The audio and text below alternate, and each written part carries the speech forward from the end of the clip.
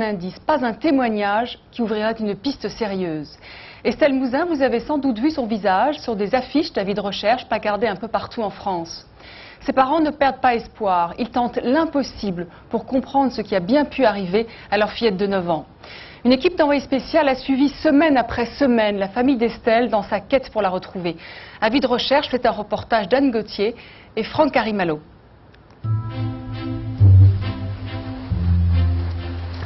Dimanche 25 mai, journée internationale des enfants disparus. En signe d'espoir, 1000 ballons s'envolent pour Estelle, une petite fille de 9 ans disparue depuis près de 5 mois. Depuis le 9 janvier dernier, sa maman ne cesse de revenir sur les lieux de sa disparition. Elle voudrait comprendre ce qui a bien pu arriver à sa fille. Et cette question reste sans réponse. Pas de traces surtout, rien du tout, pas d'indices, rien. C'est comme, je sais pas. Quelqu'un a décidé de la prendre comme ça.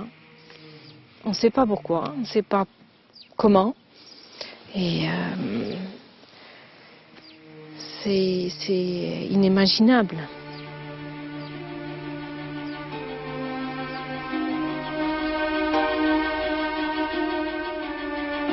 Le 9 janvier, son cartable sur le dos, Estelle sort de l'école. Il est 18 h. Il fait nuit. Le verglas et la neige rendent les rues presque impraticables. Estelle n'est jamais rentrée. Cet enfant de 9 ans s'est comme volatilisé à 400 mètres de chez elle. J'ai commencé à appeler les amis, les petits copains, les copines, les parents, etc. Les voisins, toutes les personnes aux alentours les plus proches où elle aurait pu être. Ensuite, je me suis déplacée en voiture pour aussi aller voir des personnes. J'ai dit à tout le monde, appelez à droite à gauche, etc. Appelez les autres personnes que vous connaissez, que moi je ne connais pas forcément. Et ensuite, je suis allée à la police, à 9 h 30.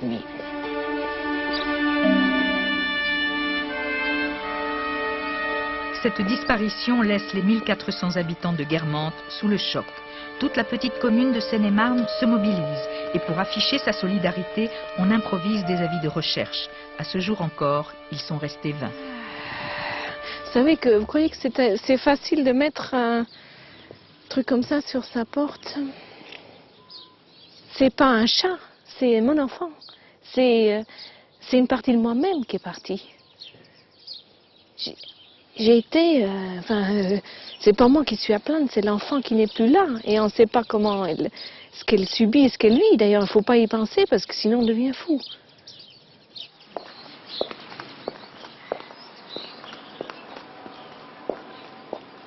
Dans l'entrée de sa maison, la mère d'Estelle garde intact ce message affectueux. Des mots qu'Estelle a écrits sur un miroir peu avant sa disparition. Bon anniversaire, maman. C'est Estelle qui a écrit ça. Elle se fait gronder à mon retour.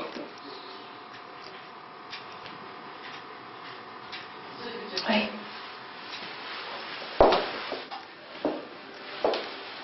C'est un vide total. C'est le plus terrible qu'on puisse imaginer, l'absence. Et pas de réponse. Tout continue, rien ne s'arrête. Sauf que il y a quelqu'un qui n'est plus là. Voilà. Et on ne sait même pas ce qui est advenu. On ne sait pas. Tout simplement, il n'est plus là. Voilà.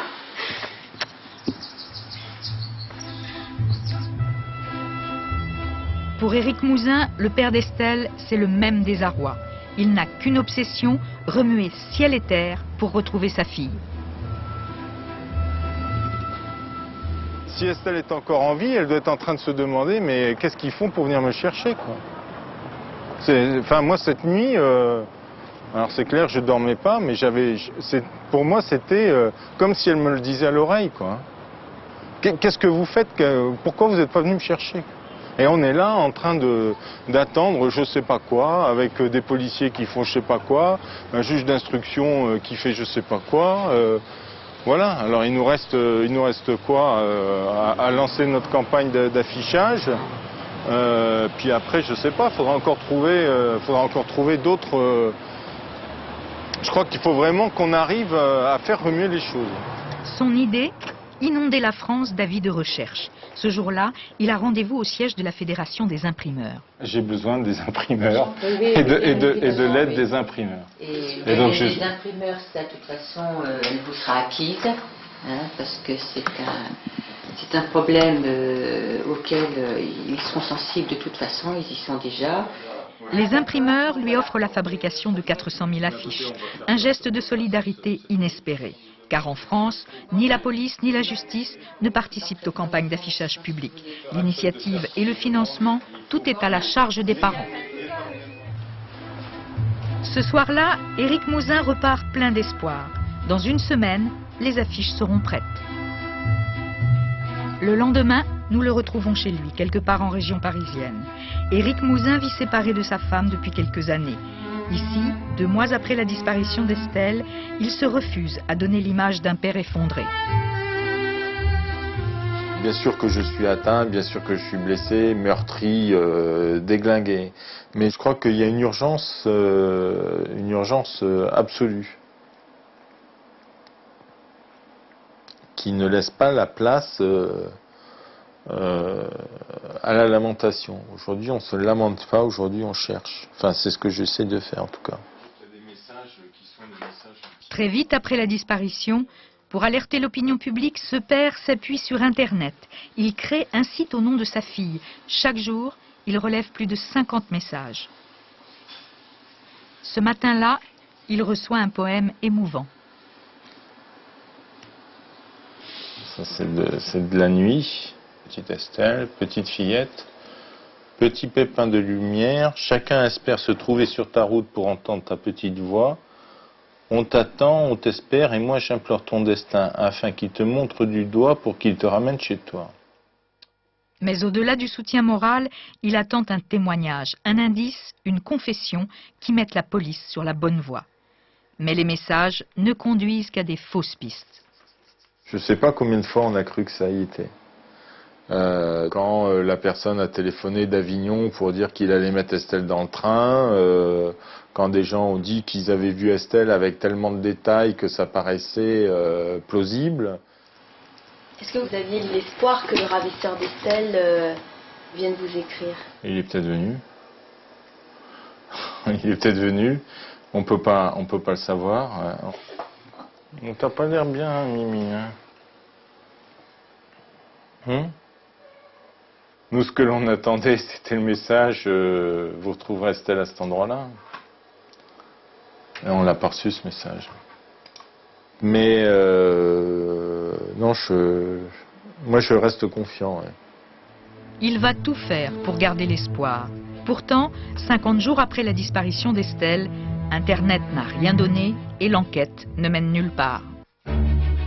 Dès le lendemain matin de la disparition d'Estelle, les forces de police privilégient l'hypothèse de l'accident ou de la fugue. Ils ratissent le village et sondent une petite pièce d'eau gelée, sans succès. En fin d'après-midi, soit 24 heures après la disparition d'Estelle, des barrages sont installés dans le périmètre de Guermantes. Pour la police, la thèse de l'enlèvement semble seulement se préciser. Mais la petite fille est peut-être déjà très loin. Il faut encore attendre 4 jours de plus pour les perquisitions. Cette opération coup de poing mobilise des moyens exceptionnels. 300 CRS, 170 policiers, tous les foyers de Guermantes seront fouillés. Au cours de l'une des perquisitions, la police saisit des documents pédophiles et un homme est arrêté.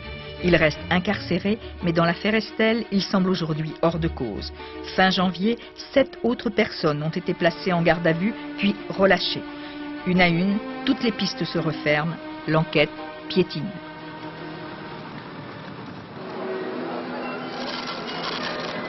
Nous sommes le 8 mars, au semi-marathon de Paris. Éric Mouzin organise une chaîne humaine. Il veut interpeller les pouvoirs publics. Poussez les motos. Aujourd'hui, ça fait 2 mois.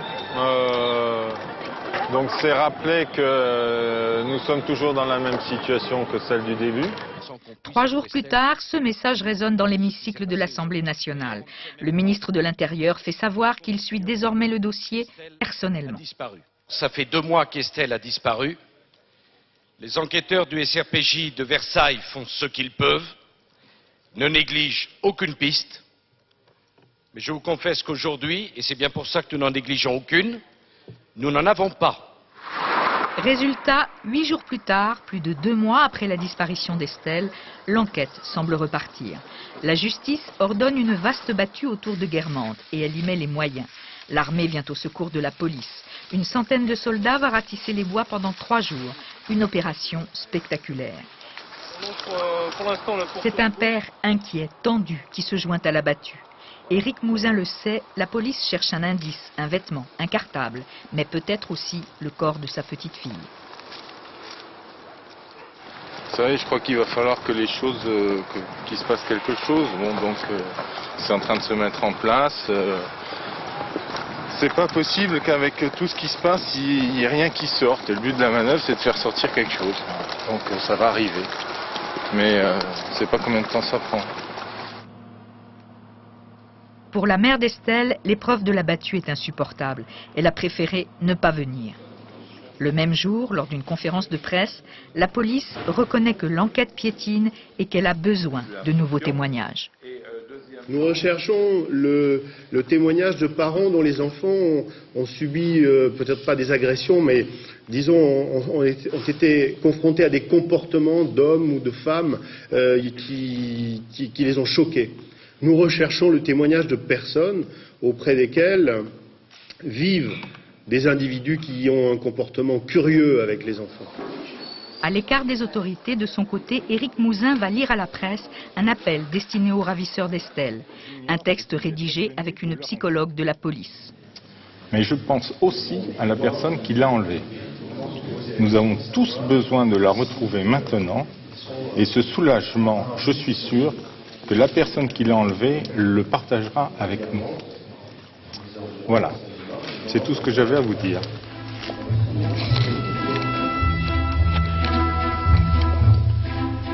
Ça fait 2 mois et quelques qu'on apprend à maîtriser le temps. Ouais. Donc on attend le résultat.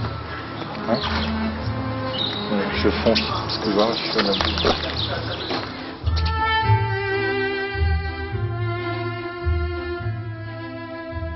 Sur le terrain, le ratissage n'a rien donné. Ni l'appel à témoins de la police, ni la supplique aux ravisseurs n'ont été relayés par les grandes chaînes de télévision. La guerre vient de commencer en Irak. Oui.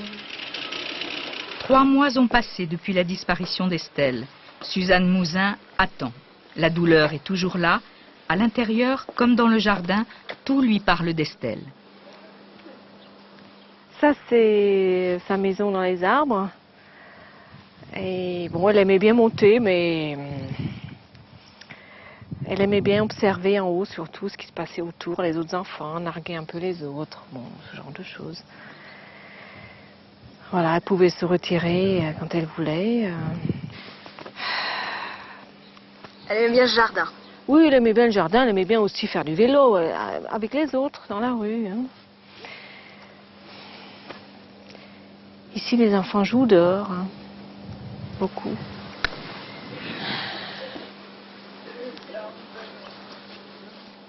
Je garde tout en l'état pour son retour éventuel. Je ne dis pas que éternellement je pourrai continuer de faire cela. Ça dépend de ce qui se passera. Mais pour l'instant, je maintiens tout en l'état pendant un certain temps. Et après, on verra. Il faut être relativement logique, enfin, dans la mesure du possible. Et j'essaye de structurer tout ça pour ne pas sombrer. Hein.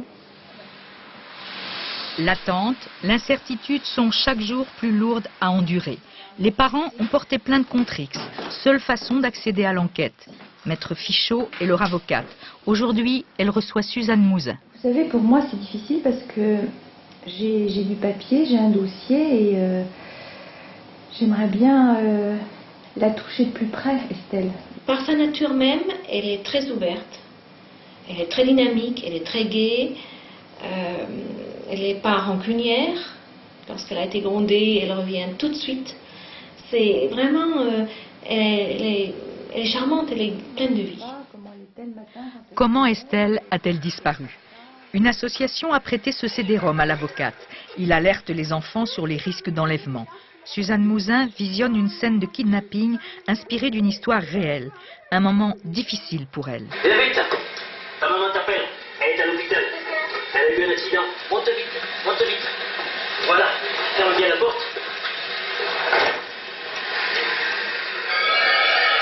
Effectivement, peut-être que quelqu'un qu'Estelle aurait déjà vu une fois, qui en plus lui dit une chose pareille, peut-être que ça pourrait la faire monter dans une voiture, oui.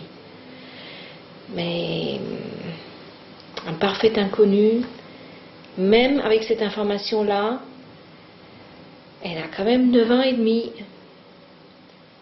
Mais ceci dit, je ne peux pas être certaine à 100% ce qu'Estelle aurait fait, parce que je ne le sais pas. Bien sûr. Pour l'avocate, la police a trop tardé à se lancer sur l'hypothèse de l'enlèvement. Aujourd'hui encore, l'enquête continue d'en souffrir. Ce qu'on ne fait pas dans les 24 heures, c'est un temps que l'on ne rattrape pas. Que l'on ne rattrape pas pour les enfants qu'on cherche et qu'on ne rattrape pas aussi pour la souffrance qu'endurent les parents au fil des jours qui passent. Ils nous ont parlé pas mal assez longuement encore, longtemps encore après de fugue. Effectivement, c'était un peu pénible. Mais effectivement, je crois qu'on aurait peut-être pu faire plus de choses plus rapidement. Et ça aurait été mieux, certainement. Nous sommes le 22 mai, 4 mois après la disparition d'Estelle. À Guermantes, la police continue d'explorer le trajet de la petite fille. L'enquête a été confiée à un groupe permanent de 8 policiers. Ils ont déjà entendu des centaines de personnes, vérifié des dizaines de fausses pistes.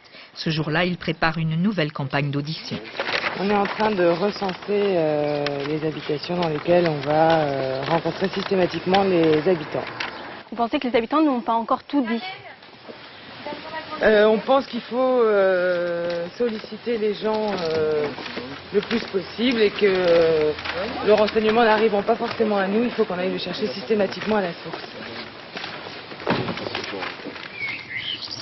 Nous arrivons à l'endroit de la mystérieuse disparition d'Estelle.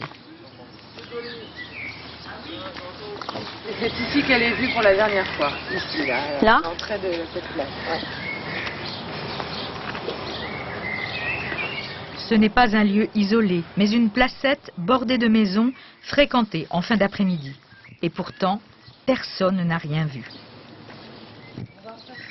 À chaque visite, la police inspecte les abords de la maison d'Estelle pour s'imprégner de l'environnement de la fillette.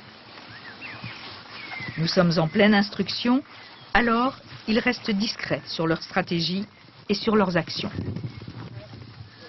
C'est des perquisitions, c'est des auditions, c'est des témoignages, des enquêtes de voisinage, c'est du systématique sur les habitants, sur les sociétés, sur les gens qui sont passés en voiture. Je ne peux pas rentrer trop dans les détails parce que c'est vraiment tellement d'actualité que ça pourrait nuire à l'enquête, mais c'est de la logique en fait, hein. C'est pas force, enfin, c'est de la logique quoi. Il y a une petite fille qui a disparu, il faut impérativement la retrouver.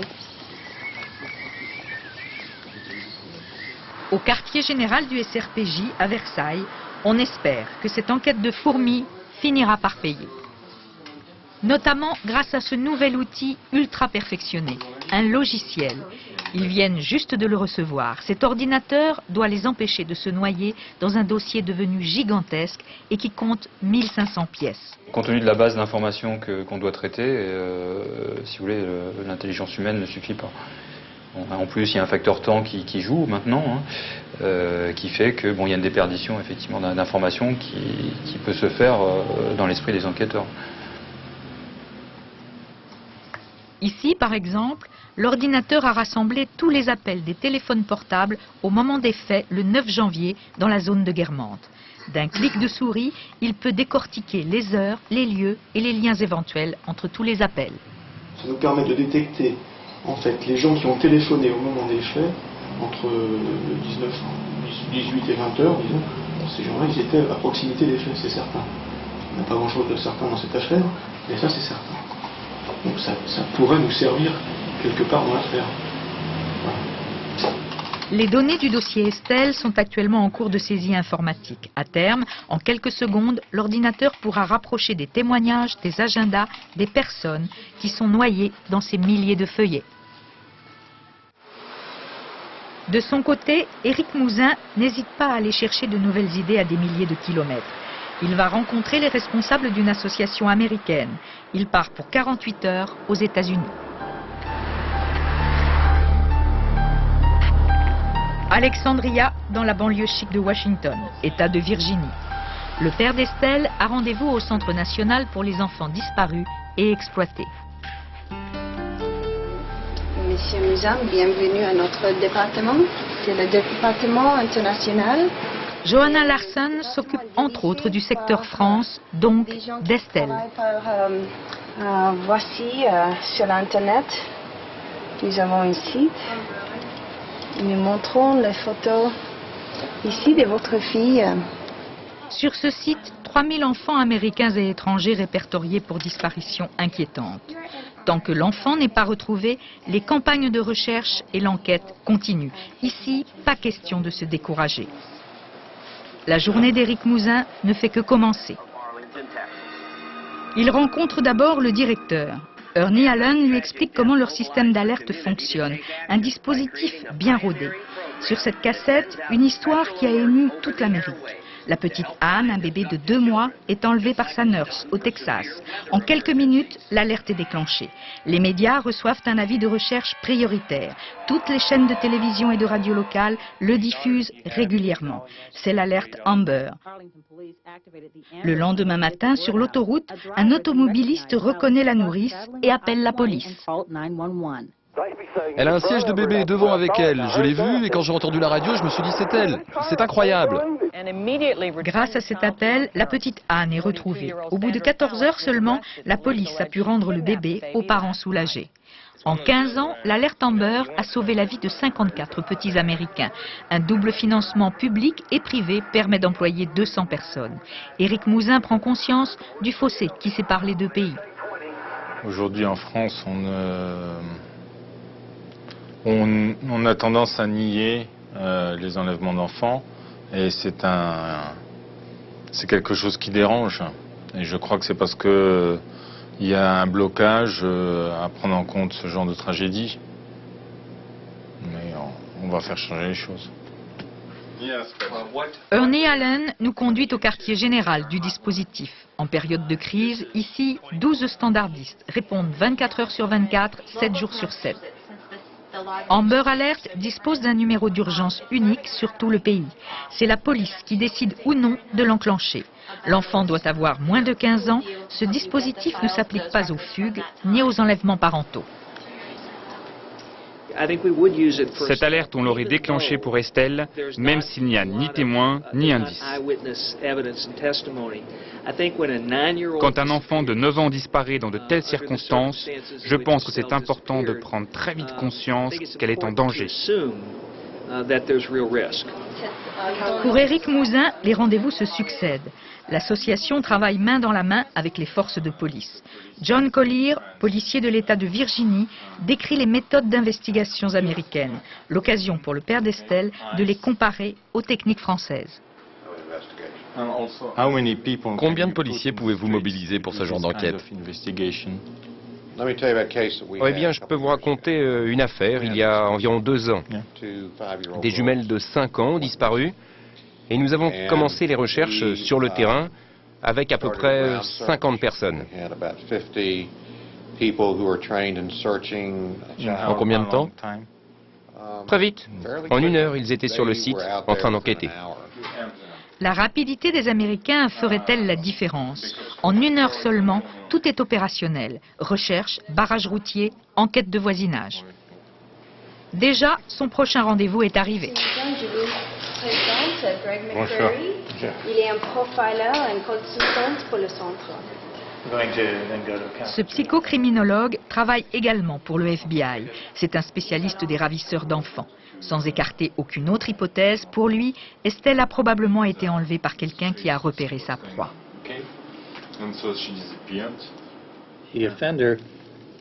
Le ravisseur était sans doute dans la région parce qu'il avait une raison d'y être. Il y vit ou il y travaille. Et il a sans doute croisé votre fille ce soir-là. Ce que nous savons à propos de ces agresseurs d'enfants, c'est que bien souvent ils ne sont pas mariés. Ils n'ont pas d'emploi et ils ont du temps pour faire ça et chercher des enfants.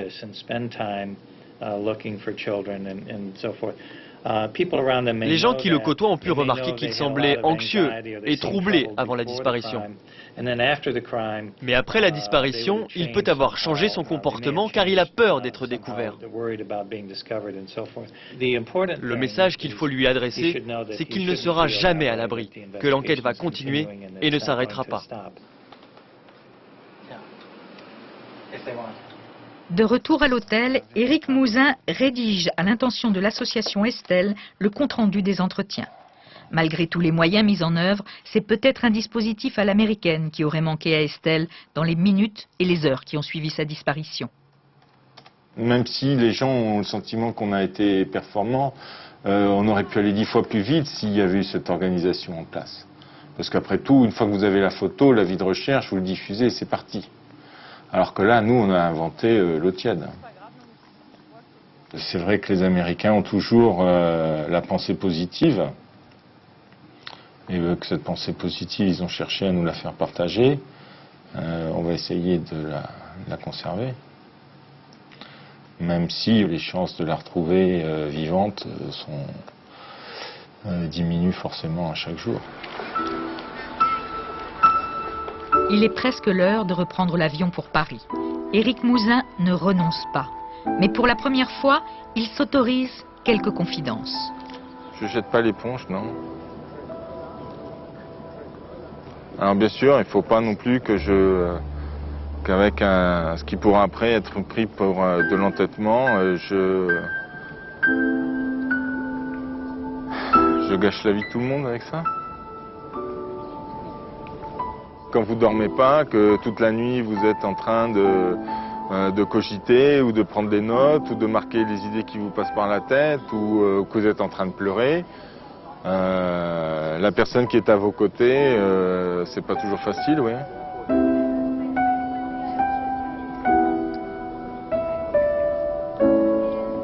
On pleure pas toujours en silence.